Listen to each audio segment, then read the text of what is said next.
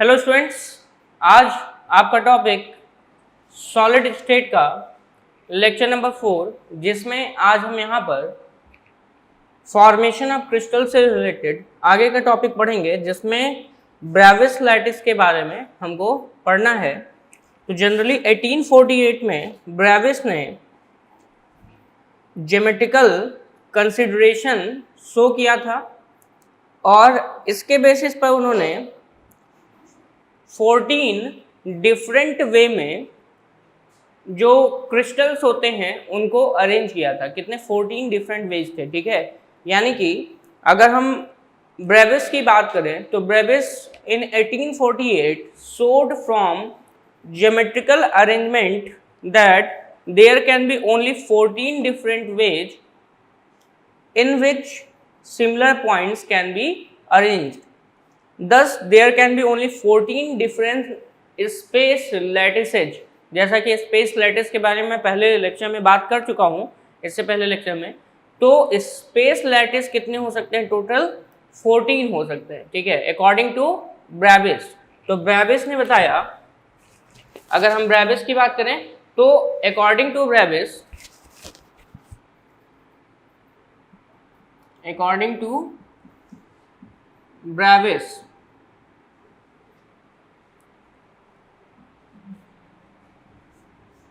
1848 only 14 space lattices. इन्होंने कितने? Only 14 space lattices के बारे में इन्होंने बताया था। तो ब्रेविस की ये 14 जो डिफरेंट लैटिसेस हैं, इन्हीं को हम ब्रेविस लैटिस का भी नाम देते हैं। यानी कि ये जो 14 ब्रेविस लैटिसेज हैं, ठीक है, या स्पेस लैटिसेज हैं, इन्हीं को हम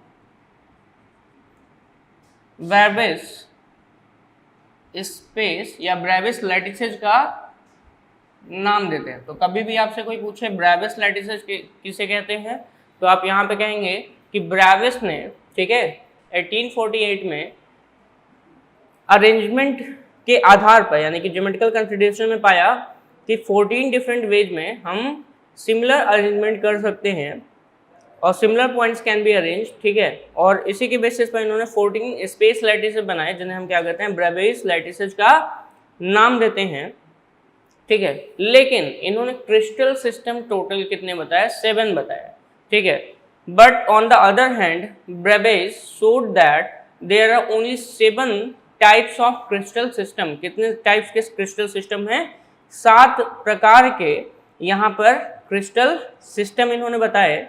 और वो 7 प्रकार के क्रिस्टल सिस्टम कौन कौन से हैं, चलिए देखते हैं हम लोग। ठीक है, क्रिस्टल सिस्टम्स कितने हैं इन्होंने बताया? 7। और उसके लैटिसेज कितने बताए? Space lattice 14।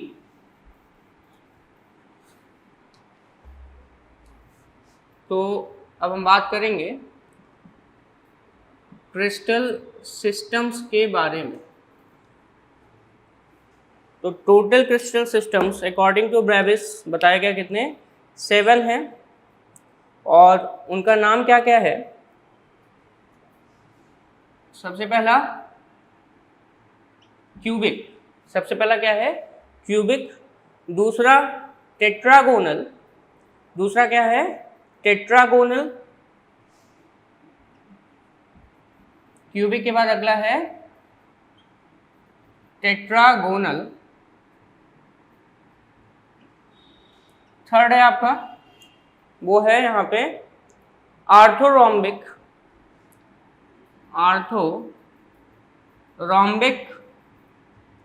आर्थोरोम्बिक या रोम्बिक भी बोलते हैं इसको। नेक्स्ट है आपका रोम्बोहेड्रल। इसको रोम्बिक भी कह सकते हो आप। ठीक है, अगला है आपका, वो है यहाँ पे रोम्बोहेड्रल।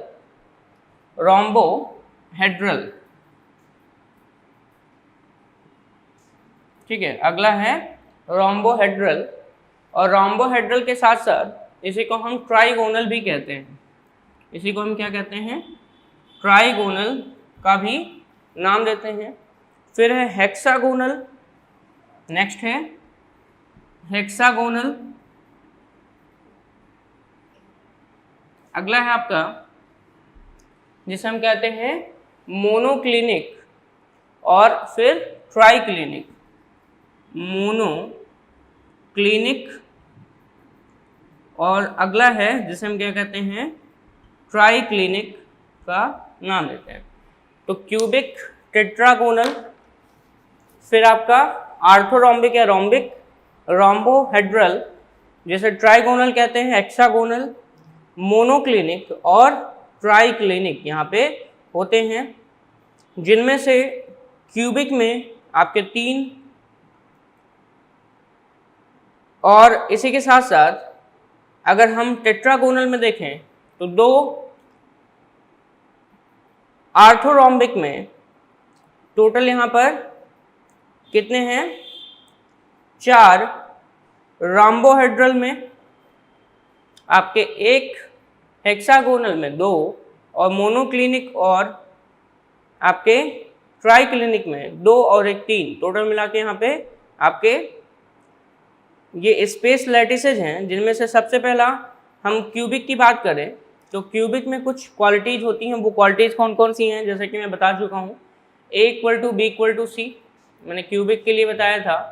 क्यूबिक सिस्टम में अगर आप देखेंगे तो यहाँ पर जो साइड्स होती हैं वो इक्वल होती हैं और जो एंगल्स होते हैं वो 90 डिग्री होते हैं। Alpha equal to beta equal to gamma equal to कितना होता है 90 डिग्री यहाँ पे होता है,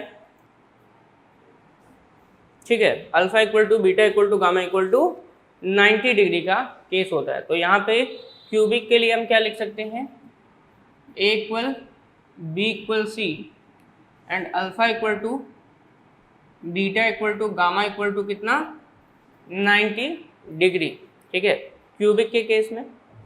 टेट्रागोनल के केस में A बराबर B is not equal to C, A=B is not equal to C, ठीक है। आर्थोरोम्बिक में आपका इसी तरीके से है। तो सबसे पहले हम इनके स्ट्रक्चर्स को एक साथ देख लेते हैं और उसके बाद हम आगे बढ़ेंगे। तो सबसे पहले हम बात करेंगे यहाँ पर क्यूबिक के बारे में, जिसमें आपका A=B=C है और alpha equal to beta equal to gamma equal to 90 degree है, ठीक है। तो क्यूबिक का जब भी कभी आप स्ट्रक्चर बनाएंगे तो ऐसे समय में साइड्स यहाँ पे हमेशा क्या होनी चाहिए इक्वल होने चाहिए। तो कुछ इस तरीके से यहाँ पर आपको मिलेगा,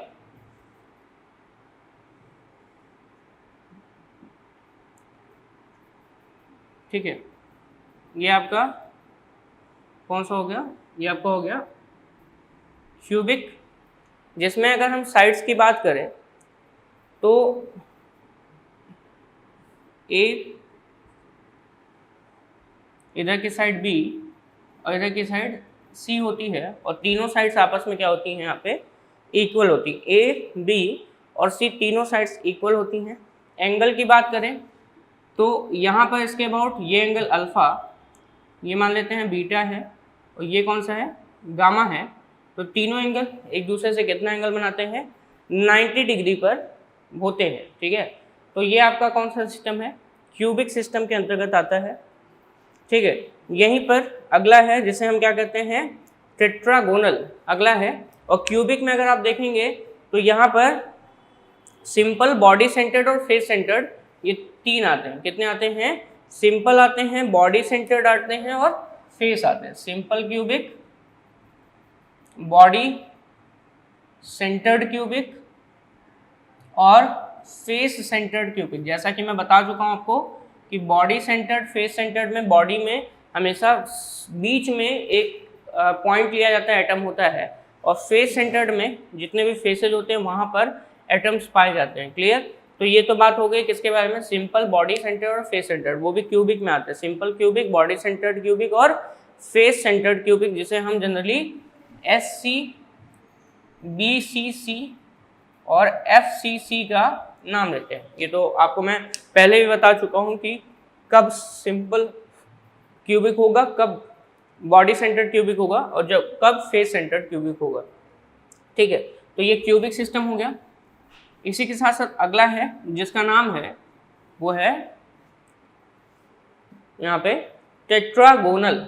अगला यहाँ पे सिस्टम है जिसका नाम है टेट्रागोनल। तो चलिए देखते हैं नेक्स्ट सिस्टम की तरफ। क्रिस्टल सिस्टम में अगला है, दूसरा नाम है टेट्रागोनल। ठीक है, तो टेट्रागोनल की अगर हम बात करें तो ऐसे सिचुएशन में बोला क्या गया है, A is equal to b is not equal to c, यानी कि A और B आपस में इक्वल हैं बट C आपस में इक्वल नहीं है, और alpha is equal to beta is equal to gamma is equal to 90 degree. तो टेट्रागोनल में यहाँ पर कुछ इस तरीके से होगा। ठीक है, ये हमने यहाँ पे लाइंस खींचे हैं। ठीक है, और इनके कॉर्नर्स को हमने मिला दिया है। तो ये आपका A का पोर्शन हुआ, ये B का पोर्शन हुआ, और ये कौन सा है, C का पोर्शन है। ठीक है, और अल्फा बीटा गामा ये तीनों आपके कैसे हैं, 90 डिग्री। तो अल्फा बीटा और गामा ये सभी के सभी कितने हैं, 90 डिग्री पे हैं। ठीक है, तो A B आपस में इक्वल है बट C आपस में इक्वल नहीं है। ठीक है, यानी कि C जो है इसकी वैल्यू इक्वल नहीं है। और ये भी आपका दो प्रकार से होता है, एक सिंपल होता है और एक होता है बॉडी सेंटर्ड होता है। कैसा होता है, सिंपल होता है और बॉडी सेंटर्ड होता है। Simple trigonal, body centred trigonal, body centred trigonal. ध्यान से सुनिएगा, जब भी कभी सिंपल बोला जाता है तो जितने भी एटम्स होते हैं सब कॉर्नर्स पे रखे जाते हैं। कहाँ पे रखे जाते हैं, कॉर्नर्स पर। ठीक है, सभी कॉर्नर्स पर एटम्स रखे जाते हैं, मॉलिक्यूल्स, आयंस सब यहाँ पे रखे जाते हैं। और बॉडी सेंटर में कॉर्नर्स के साथ साथ बिल्कुल सेंटर में एक एटम रखा जाता है, जैसे हम लैटिस पॉइंट के नाम से जानते हैं। तो लैटिस पॉइंट कॉर्नर्स पे अगर है तो सिंपल, और अगर सेंटर में कॉर्नर्स के साथ साथ सेंटर में है तो उसे बॉडी सेंटर का नाम देते हैं। ठीक है, इसी के साथ साथ अगला है जिसे हम क्या कहते हैं, आर्थोरोम्बिक का नाम देते हैं। क्या नाम देते हैं, आर्थोरोम्बिक का नाम देते हैं। नेक्स्ट है, या जैसे हम रोम्बस भी कहते हैं। अब नाम से ही पता चल रहा है आर्थोरोम्बिक में आर्थो का मतलब 90 डिग्री। तो ऐसे समय में अल्फा बीटा गामा कितने एंगल पे होंगे, 90 डिग्री पर होंगे। अल्फा बीटा गामा 90 डिग्री पर यहाँ पे होंगे। आर्थोरोम्बिक थर्ड है आपका आर्थोरोम्बिक।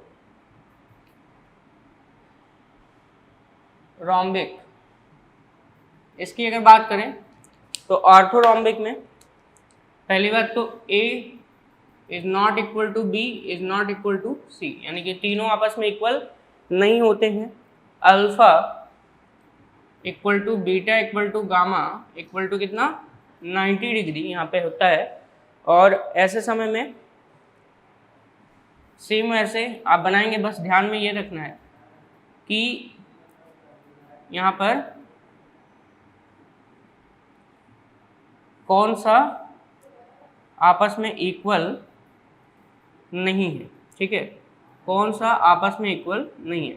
तो ये A हो गया, ये B हो गया, और ये कौन सा हो गया, C हो गया, और ये हो गया आपका अल्फा, ये हो गया बीटा, और इधर हो गया आपका गामा। और तीनों किससे हैं, 90 डिग्री पे हैं, but A is not equal to B is not equal to C, तीनों साइड्स इक्वल नहीं है। तो ये आर्थोरोम्बिक का केस हो गया। रोम्बोहेड्रल की अगर हम बात करें तो रोम्बोहेड्रल में A equal to B equal to C है। ठीक है, A equal to B equal to C है। नेक्स्ट है आपका रोम्बोहेड्रल। ये सब नोट करते चलिएगा क्योंकि आपके सॉलिड स्टेट में यहाँ पर क्रिस्टल सिस्टम से रिलेटेड कुछ भी क्वेश्चन पूछ सकता है। ठीक है, तो अगला है आपका रोम्बोहेड्रल नंबर 4।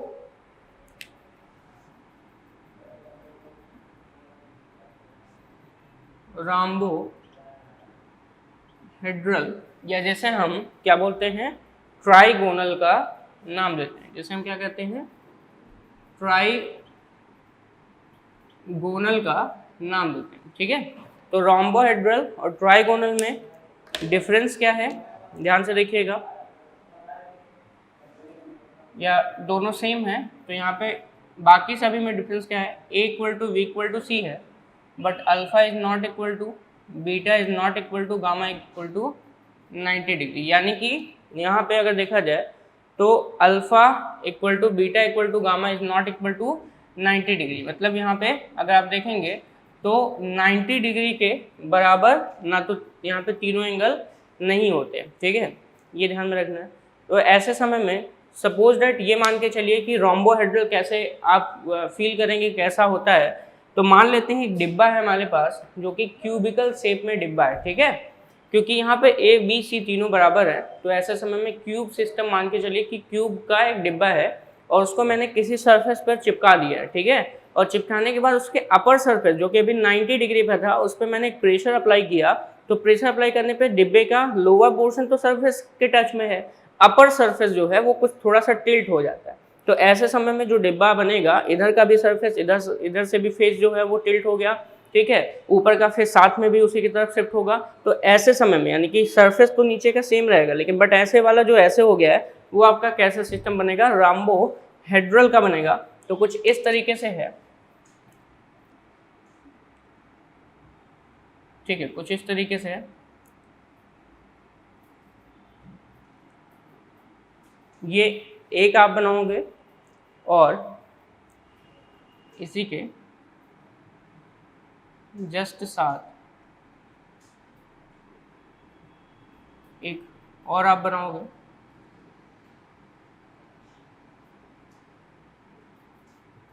ठीक है, इसको आप मिला दीजिए तो जस्ट एक क्यूब का सिस्टम बन रहा है, बट इसमें ए है, बी है और सी है, लेकिन एंगल्स जो हैं जो कि अल्फ़ा, बीटा और गामा है ये आपके 90 डिग्री पर यहाँ पे नहीं है, थोड़ा टिल्टेड है। अगर आप देखेंगे तो डायग्राम में ये ऐसे ना होकर के ऐसे हैं। ऊपर का जो एंगल बन रहा है अल्फ़ा हो गया, बीटा हो गया, गामा हो गया, तो इनकी एंगल्स जो हैं वो 90 डिग्री यहाँ पर नहीं। ठीक है, ये तो रोम्बोहेड्रल या ट्राइगोनल का केस हो गया। नेक्स्ट आपका हेक्सागोनल, नेक्स्ट है आपका वो है hexagonal.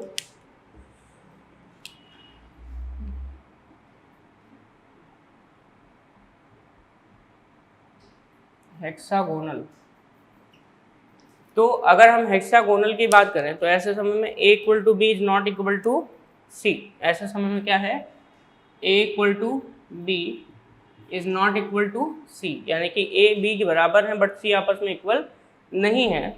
Alpha equal to beta, alpha equal to beta is equal to 90 degree, alpha equal to beta is equal to 90 degree, but gamma की वैल्यू कितनी है यहाँ पे 120 डिग्री के बराबर। अल्फा और बीटा 90 डिग्री के हैं और गामा कितना है यहाँ पे 120 के बराबर है। ठीक है, तो गामा यहाँ पे 120 के बराबर है और अल्फा और बीटा एक दूसरे से कितने एंगल पे हैं, 90 डिग्री पर होते हैं। क्लियर, तो चलिए देखते हैं। यहाँ पे कुछ इस तरीके से हेक्सागोनल है, तो एक अपर लेयर बनाएंगे।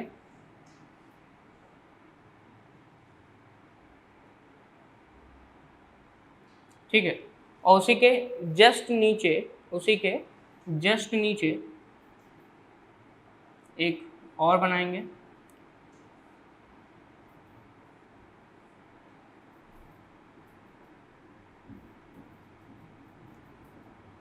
ठीक है, ये हो गया आपका। और बाकी जितने भी कॉर्नर्स हैं सभी कॉर्नर्स को आप यहाँ पे क्या कर दो, मिला दो। ठीक है, पीछे वाले को इसके साथ, तो यहाँ पर ये हो गया। यानी कि इस तरीके का जो सिस्टम आप देख रहे हैं ये कैसा है, हेक्सागोनल सिस्टम। किस तरीके का है, हेक्सागोनल यहाँ पे सिस्टम है। और इस हेक्सागोनल सिस्टम में अगर आप देखेंगे तो अल्फ़ा और बीटा की वैल्यू कितनी है, अल्फ़ा और बीटा, बीटा मतलब एक दूसरे के बीच का जो एंगल है वो कितना है 90 डिग्री, लेकिन बाकी का जो एंगल है ये बीटा हो गया, और बाकी जो एंगल बना रहे हैं ये गामा है, जो कि कितने हैं यहाँ पे वो है 120 डिग्री का। ठीक है, तो अल्फ़ा और बीटा तो 90 डिग्री के हैं, लेकिन गामा कितना है 120 डिग्री का। ध्यान से देखिएगा, कुछ इस तरीके से आप देख रहे हैं। तो ऐसे समय में ये जो एंगल है ये कितना बना रहा है 120 डिग्री का एंगल यहाँ पे बनाता है। क्लियर? ठीक है, तो ये तो हो गया हेक्सागोनल के बेसिस पर। हेक्सागोनल में आपका यहाँ पर अगर देखा जाए तो एक अपर हेक्सागन है और नीचे भी एक हेक्सागन है। ठीक है, इसके बाद मोनोक्लिनिक और फिर ट्राइक्लिनिक के बारे में बात करेंगे। मोनोक्लिनिक एंड ट्राइक्लिनिक, नेक्स्ट है मोनोक्लिनिक और उसके बाद है आपका ट्राइक्लिनिक। मोनोक्लिनिक क्रिस्टल सिस्टम की बात करने जा रहे हैं। तो ऐसे समय में alpha equal to gamma equal to 90 degree और beta is not equal to 90 degree. Alpha equal to gamma equal to कितना है 90 डिग्री, 90 डिग्री, और beta is not equal to 90 degree. और जो ए बी सी में रिलेशन है ये तीनों आपस में इक्वल नहीं है। A is not equal to b is not equal to c. ठीक है, ये तीनों आपस में इक्वल नहीं है। और ऐसे समय में जो डायग्राम बनेगा कुछ इस तरीके से। ठीक है, ये टिल्टेड है और इसी के साथ साथ एक टिल्टेशन के साथ साथ एक और है कुछ इस तरीके से। ठीक है, तो इसको हमने मिला दिया, तो इस तरीके का जो सिस्टम बन रहा है ये क्या है आपका यहाँ पर मोनोक्लिनिक सिस्टम की तरह बिहेव करेगा। और मोनोक्लिनिक पे कॉर्नर्स पर यहाँ पे मान लेते हैं, तो ये कैसा सिंपल, और सिंपल के साथ साथ यहाँ पर एंड सेंटर्ड भी आ सकता है। ठीक है, तो ये आपका है मोनोक्लिनिक। यहीं पे अगला है जिसे हम कहते हैं ट्राइक्लिनिक। क्या नाम देते हैं? ट्राइक्लिनिक का नाम देते हैं। और लास्ट क्रिस्टल सिस्टम के अंतर्गत आता है 7 नंबर, जिसे हम क्या कहते हैं ट्राइक्लिनिक का नाम देते हैं।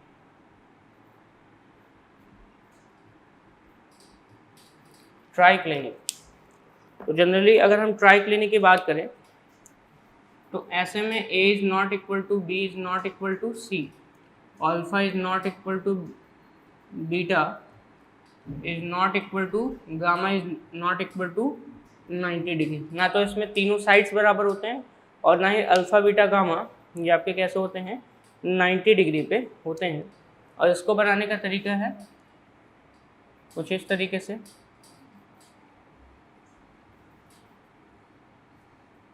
एक आप रेक्टेंगुलर शेप बनाइए और उसी के अंदर एक और रेक्टेंगुलर शेप बनाइए और इन सभी को आपस में मिला दीजिए।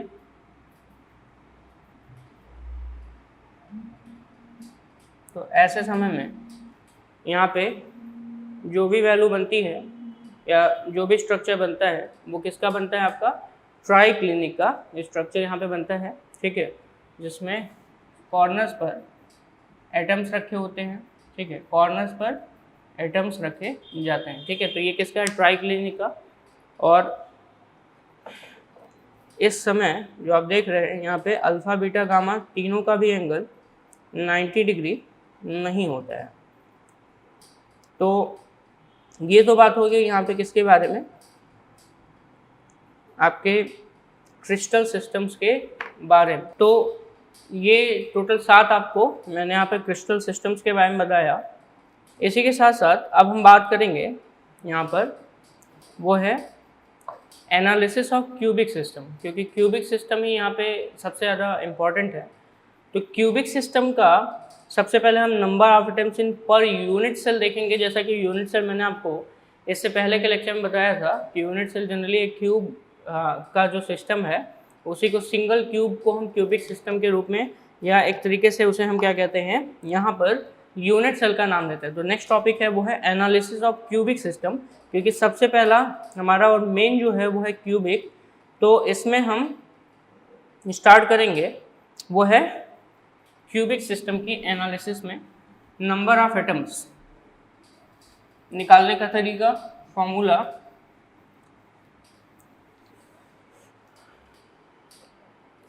तो हेडिंग है आपका वो है एनालिसिस ऑफ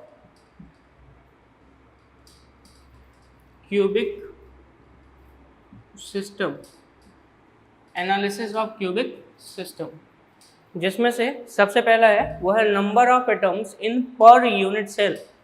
सबसे पहला number of atoms in per unit cell. Number of atoms in per unit cell. The total number of atoms contained in the unit cell for a simple cubic called the unit cell content. ठीक है, यानी कि एक unit cell में जितने भी number of atoms होते हैं उन्हीं को हम क्या कहते हैं, किसी सिंपल क्यूबिक के लिए जिसे हम क्या कहते हैं, सेल कंटेंट का नाम देते हैं। The total number of atom contained in the unit cell, the total number of atom contained in the unit cell, in the unit cell for a simple cubic, for a simple cubic is known as cubic unit cell content, cubic unit cell content का नाम देते हैं। ठीक है, क्या कहते हैं, cubic unit cell content का नाम देते हैं। ठीक है, इसी के साथ साथ अगला अगर हम यहाँ पे रिलेशन देखें कि जो नंबर ऑफ एटम्स है पर यूनिट सेल का, इसको डिटरमाइन करने का अगर हम यहाँ पे फॉर्मूला देखें तो कुछ इस तरीके से है, NC upon 8 plus NF, F यानी कि यहाँ पे फेसेज की बात किया जा रहा है तो NF/2 प्लस यहाँ पे साथ ही साथ सेंटर की बात करें तो NI यानी कि इनसाइड NI अपॉन 1। ठीक है, NI अपॉन 1 यानी कि जो आप यहाँ पे NC देख रहे हैं, NC का मतलब क्या होता है, number of atoms at the corner of the cube equal to 8। ठीक है, number of the atoms at the corner of the cube equal to 8, ये जनरल फार्मूला है। इस जनरल फार्मूले से आप निकाल सकते हो। ठीक है, तो NC equal to number of atoms at the corner of the cube, at the corner of the cube equal to कितना होता है, 1 होता है। ठीक है, NF की बात करें, number of atom at 6 faces of the cube, NF equal to number of atoms at 6 faces of the cube equal to यहाँ पे कितना है, अगर देखें तो number of atoms at 6 faces of the cube equal to कितना है, 6 है। और यहीं पे NI का मतलब इनसाइड है, तो number of atoms inside the cube यानी कि सेंटर में कितना है, तो number of atoms inside the cube equal to कितना है, 1। Inside the cube equal to कितना है, यहाँ पे 1 है। तो ऐसे समय में जब भी कभी आप इसको सॉल्व करेंगे तो जो NC होगी और यहाँ पर अगर आप देखेंगे तो NC के साथ साथ यहाँ पर जो वैल्यू सॉल्व करेंगे तो 1 + 3 + 1 इक्वल टू कितना आएगा, 4 आएगा। कितना आएगा, 1 + 3 +1, ये कितना आएगा आपका यहाँ पर 4 आएगा, ठीक है। यहाँ पे कितना आएगा 4 आएगा। वैल्यू पुट करके आप सॉल्व कर सकते हैं। तो जब वैल्यू पुट करेंगे NC की जगह तो 8/8 प्लस 6/2 प्लस 1/1, यहाँ से 1 मिला, यहाँ से 3 मिला और यहाँ से 1, तो 1 + 3 यानी कि यहाँ पे 4 + 1 कितना आ गया 5 आएगा, ठीक है। तो ये आपका हो गया number of atoms in per unit cell, ठीक है। कितना हो गया number of atoms in per unit cell की वैल्यू आपको यहाँ से मिलती है। इसी के साथ साथ अगला अगर हम देखें तो क्यूबिक यूनिट सेल में, सिंपल क्यूबिक में नंबर ऑफ कॉर्नर्स पे कितने होते हैं, यहाँ पे अगर देखा जाए तो number of atoms at corner cubic की बात करें, ठीक है। अगर हम टोटल एक साथ देखें तो 5 आ रहा है, लेकिन अगर हम यहाँ पे SC के लिए, ये तो मैंने डायरेक्ट रख दिया था, ठीक है। अगर तीनों एक साथ हों तो, लेकिन वैसे तीनों एक साथ प्रेजेंट नहीं होते, क्योंकि आपने सिंपल क्यूबिक पढ़ा है, BCC पढ़ा है बॉडी सेंटर्ड क्यूबिक, और FCC पढ़ा है। तो SC में अगर आप देखेंगे तो यहाँ पे सिर्फ NC होता है, कितना होता है 8 होता है। तो ऐसे समय में जो नंबर ऑफ एटम्स होंगे Z, वो कितना आएगा यहाँ पे 1 आएगा। 8/8, बाकी सारी वैल्यू कितनी होती है 0 होती है। BCC की बात करें तो BCC में NC 8 होता है, बट यहाँ पर इनसाइड में भी 1 होता है, तो NI भी यहाँ पे कितना है 1 है। इसको जब सॉल्व करेंगे तो यहाँ पर Z की वैल्यू यानी कि नंबर ऑफ एटम्स कितना मिलेगा 2 मिलेगा, और number of atoms in per unit cell को जनरली Z से डिनोट करते हैं। और FCC को हम यहाँ पे लिखेंगे तो NC = 8 और NF = यहाँ पे कितना होगा 6। तो ऐसे समय में यहाँ पे Z की जो वैल्यू आपको मिलेगी वो मिलेगी 1 + 3 यानी कि कितना मिलेगा 4 मिलेगा। 1 + 3 यानी कि 4, यानी कि सिंपल क्यूबिक में total atom in per unit cell कितना है 1 है। बॉडी सेंटर क्यूबिक में total atom per unit cell कितना है 2 है, और यहीं पे फेस सेंटर्ड क्यूबिक में total atom per unit cell कितना है यहाँ पे 4 है। कोऑर्डिनेशन नंबर की बात करें, ठीक है, नेक्स्ट है आपका कोऑर्डिनेशन नंबर, इसे समन्वयन संख्या भी या संयोजन संख्या भी कहा जाता है। सेकंड है Z, तो आप समझ गए। Z के साथ अगला है वो है coordination number.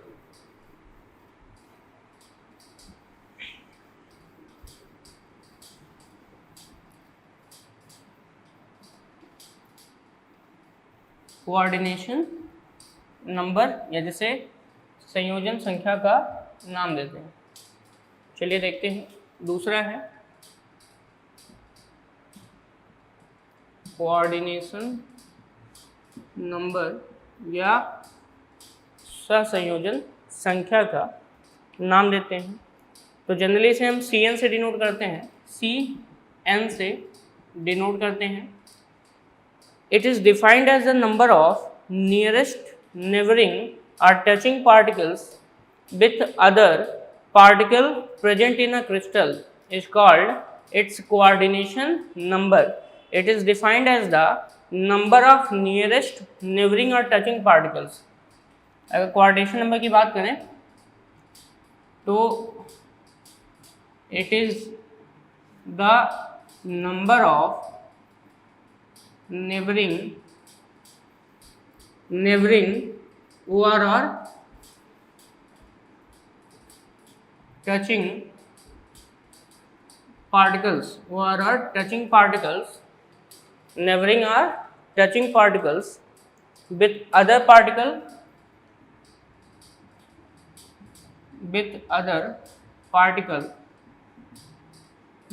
particle present in a crystal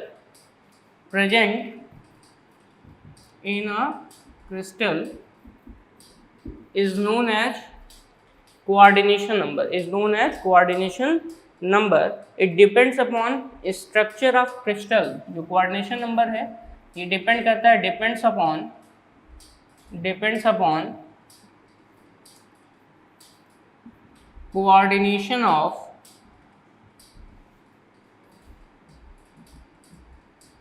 it depends upon structure of crystal, structure of crystal यानी कि क्रिस्टलों की स्ट्रक्चर पर निर्भर करता है। किस पर निर्भर करता है? क्रिस्टलों के स्ट्रक्चर पर निर्भर करता है। सिंपल क्यूबिक सिस्टम के लिए जो कोऑर्डिनेशन नंबर होता है वो कितना होता है? 6 for simple cubic coordination number equal to कितना है? 6 है। यहीं पे बॉडी सेंटर्ड क्यूबिक के लिए फॉर BCC कोऑर्डिनेशन नंबर कितना है? 8 है। कोऑर्डिनेशन नंबर कितना है? 8 है। और यहीं पे फेस सेंटर्ड के लिए FCC के लिए कोऑर्डिनेशन नंबर यहाँ पे कितना है? वो है 12। कोऑर्डिनेशन नंबर कितना है? 12 है। ठीक है। सिंपल क्यूबिक सिस्टम के लिए कोऑर्डिनेशन नंबर 6 है। बॉडी सेंटर्ड क्यूबिक सिस्टम के लिए कोऑर्डिनेशन नंबर कितना है? 8 है। और वहीं पे फेस सेंटर्ड क्यूबिक सिस्टम के लिए जो कोऑर्डिनेशन नंबर है वो कितना है? यहाँ पे 12 है। ठीक है। फेस सेंटर्ड क्यूबिक सिस्टम के लिए FCC के लिए कोऑर्डिनेशन नंबर 12, सिंपल क्यूबिक के लिए 6 है। और वहीं पे आपका for body centred cubic system के लिए यहाँ पे 8 है। Clear. Density of the unit cell की बात करें तो यूनिट सेल की डेंसिटी का जो फॉर्मूला होता है, कोऑर्डिनेशन नंबर आप पढ़ लिए हैं। इसके बाद हम बात करेंगे density.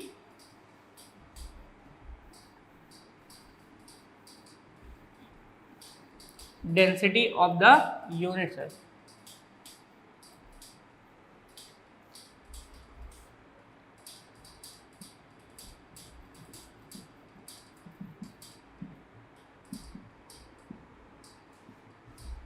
Density of the unit cell, इसको निकालने का तरीका होता है यहाँ पे, वो है rho equal to Z into M upon Z. यहाँ पे जैसा कि अभी बताया यूनिट सेल में, पर यूनिट सेल में नंबर ऑफ पार्टिकल्स के नंबर हैं a cube plus N naught. A cube के साथ अगर देखेंगे तो एन नॉट को प्लस नहीं करना, मल्टीप्लाई करना। ठीक है। तो rho equal to Z into M upon a cube into N naught, जहाँ पे जेड क्या है? Number of particles per unit cell. Z क्या है? Number of particles. अब इसमें एटम्स हों, आयन्स हों, मॉलिक्यूल्स हों, कुछ भी हो, number of particles per unit cell यानी कि एकक सेल में उपस्थित नंबर ऑफ पार्टिकल्स यानी कि कणों की संख्या। m क्या है? एटॉमिक मास या मोलर मास।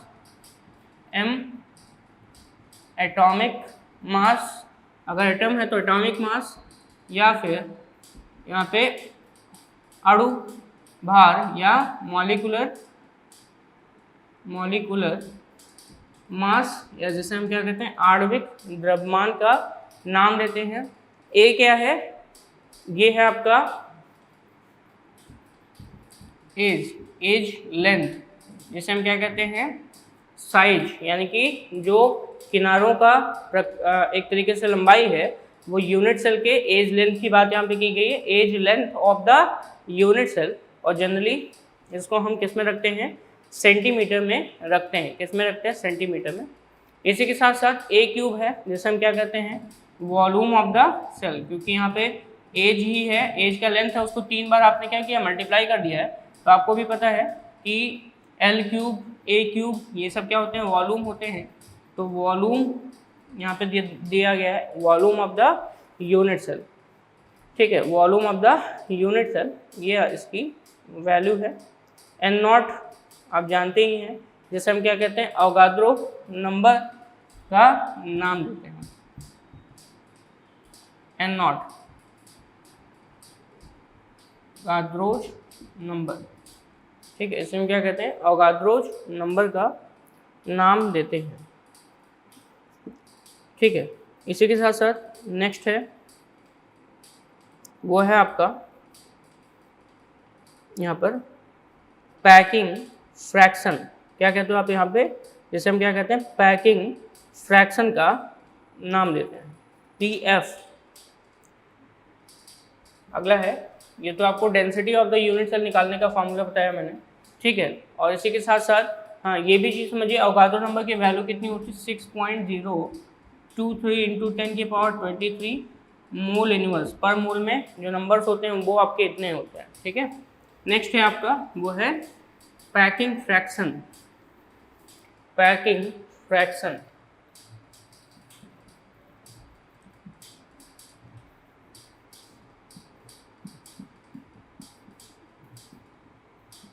संकुलन प्रभाज कहते हैं इसको, ठीक है। संकुलन का मतलब होता है आपस में कितना ज़्यादा पैक्ड है, उसको हम संकुलन कहते हैं। तो it is defined as the ratio of the volume of the unit cell that is occupied by sphere of the unit cell to the total volume of the unit cell. यानी कि packing fraction जो है वो एक प्रकार से अगर देखा जाए तो इसे हम क्या कहते हैं, ratio of the volume of the unit cell to the total volume of the unit cell. यानी कि अगर हम यूनिट सेल की जो वॉल्यूम है और वो वॉल्यूम जो एटम द्वारा ऑक्युपाई की गई है, ठीक है, ऑक्युपाई की गई है, उसका हम total volume of the unit cell से क्या करें, रेशियो बनाए, तो उसी को हम क्या कहते हैं, पैकिंग फ्रैक्शन का नाम देते हैं। तो it is defined as the ratio of volume of the unit cell, volume of the unit cell that is occupied by, that is occupied by volume of the unit cell that is occupied by spheres of the unit cell,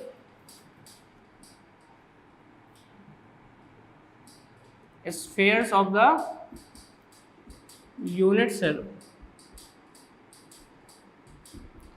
to the total volume, to the total volume of the unit cell, ठीक है। इसका मतलब होता है कि generally जैसे मान लेते हैं हमने एक सिंपल क्यूबिक सिस्टम बना रहा हूँ मैं यहाँ पे, जिसमें 8 कॉर्नर्स पर आप 8 एटम्स देखते हैं।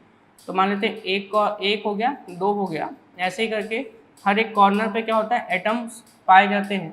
तो इन एटम्स की जो पैकिंग एफिशिएंसी है, ठीक है, तो इस पैकिंग के लिए अगर हम यहाँ पे देखें तो कितना वॉल्यूम इन्होंने किसका, इस यूनिट सेल का ऑक्युपाई किया है। यानी कि ये जो आप इसके अंदर का पूरा पोर्शन देख रहे हो यहाँ से लेकर पूरा यहाँ तक का, तो इसका कितना वॉल्यूम इन्होंने ऑक्युपाई किया और total volume of the unit cell उसको डिवाइड करना है, ठीक है। मान लेते हैं वो डिपेंड करता है किन किन चीज़ों पर, रेडियस पे डिपेंड करता है, किसके रेडियस पर, यहाँ पे स्फीयर के रेडियस पर डिपेंड करता है, ठीक है।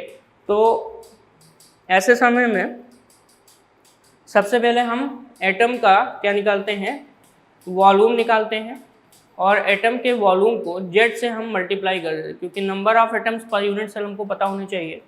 और चूँकि आपको पता है नंबर ऑफ एटम यानी कि जेड निकालने की हमने फॉर्मूला बताया है, तो सबसे पहला अगर हम पैकिंग फ्रैक्शन निकाल रहे हैं, जिसे हम पीएफ का नाम देते हैं, पैकिंग फ्रैक्शन, तो इसका जो फॉर्मूला होता है वो होता है volume of an atom into Z. एक एटम का वॉल्यूम निकाल लें, उसको किससे डिवाइड कर मल्टीप्लाई कर दें, जेड से, upon volume of unit cell, volume of unit cell, ठीक है। वॉल्यूम ऑफ किसका हो जाएगा, यूनिट सेल। और इसे हम क्या लिख सकते हैं, 4/3 पाई आर क्यूब इंटू क्या, जेड, क्योंकि यहाँ पे स्फेरिकल एटम होते हैं। और वॉल्यूम ऑफ यूनिट सेल को हम जनरली ए क्यूब से लिख सकते हैं। किससे लिख सकते हैं, ए क्यूब से लिख सकते हैं, जहाँ पे ए क्या है, साइड्स हैं यूनिट सेल के, ठीक है। तो ये निकालने का फॉर्मूला पैकिंग फ्रैक्शन, या जैसे हम पैकिंग डेंसिटी का भी नाम दे सकते हैं, ठीक है। रेडियस की बात करें तो कुछ रेडियस और यहाँ पर साइड्स में कुछ रिलेशन है, वो रिलेशन कौन कौन से हैं ध्यान से देखिए। सिंपल क्यूबिक के लिए, BCC और FCC के लिए। रिलेशंस को याद रखिए। Simple cubic for simple cubic R equal to A/2। R equal to क्या होता है? A/2। रेडियस, रेडियस किसका? एटम का। तो क्यों ऐसा हम बता रहे हैं? क्योंकि ध्यान से देखिएगा, ये मान लेते हैं क्यूबिकल सिस्टम है, सिंपल क्यूबिक सिस्टम है, और आप सिंपल क्यूबिक में जानते हैं कि कहाँ पे एटम्स होते हैं? कॉर्नर पे। तो कॉर्नर पे मान लेते हैं एक एटम यहाँ रखा है, इसका सेंटर कुछ इस तरीके से है, और एक एटम यहाँ पे रखा है। तो दोनों का जो साइड होता है वो कितना होगा? A होगा। तो अगर रेडियस निकालें तो रेडियस इधर भी R है और इधर भी R है, तो R plus R equal to 2R equal to कितना हो जाएगा? R plus R equal to A, यानी कि 2R इक्वल टू A। यहाँ से R इक्वल टू कितना हो जाएगा? A/2 के बराबर आएगा। ठीक है, तो इसलिए सिंपल क्यूबिक के लिए जनरली हम क्या करते हैं, यहाँ पे R इक्वल टू A/2 का रिलेशन प्राप्त करते हैं। FCC के लिए अगर हम देखें तो R और A में रिलेशन है, वो है R इक्वल टू A/2√2। कितना है? R इक्वल टू A/2√2, ये FCC के लिए है। और यहीं पे बॉडी सेंटर्ड क्यूबिक के लिए अगर हम देखें तो R equal to √3/4 into A, √3/4 into A के बराबर होता है। तो R equal to A/2√2, R equal to A/2 और R equal to √3/4 into A, ये मैंने यहाँ पे लिख दिया है। SC के लिए R इक्वल टू A/2, यहीं पे सिंपल क्यूबिक के FCC के लिए R इक्वल टू A/2√2A यहाँ पे, और यहाँ पे बॉडी सेंटर्ड के लिए √3/4 इंटू A। ऐसे ही वॉल्यूम निकालेंगे तो वॉल्यूम ऑफ एटम निकालने का तरीका आपको पता ही है, 4/3 पाई R³। R की वैल्यू जो गिवन है वहाँ पे आप रख देंगे, और वहाँ से आप वॉल्यूम ऑफ एटम निकाल सकते हैं। पैकिंग डेंसिटी भी आप आसानी से वहीं से कैलकुलेट कर सकते हैं। ठीक है, पैकिंग डेंसिटी भी आप कैलकुलेट कर सकते हैं। तो अगर हम सिंपल क्यूबिक में परसेंटेज ऑफ वायर्ड देखें तो परसेंटेज ऑफ वायर्ड जो होता है वो सिर्फ 48% होता है। ठीक है, यहाँ पे वायर्ड परसेंटेज, वायर्ड का मतलब होता है स्पेस, कितना खाली स्पेस बचता है, तो ये 48% खाली बचता है। यहीं पे फेस सेंटर्ड में कितना है? 26% बचता है। और यहीं पे अगर हम BCC बॉडी सेंटर्ड में देखें तो वायर्ड यानी कि खाली स्पेस 32% ही पाया जाता है। ठीक है, तो ये हो गया परसेंटेज ऑफ वायर्ड, जिससे हम पैकिंग एफिशिएंसी के बारे में पढ़ सकते हैं और समझ सकते हैं। ठीक है, नेक्स्ट है आपका, वो है close packing in crystalline solids, जिसको हम आपको नए वीडियो में बताएंगे। Thank you so much.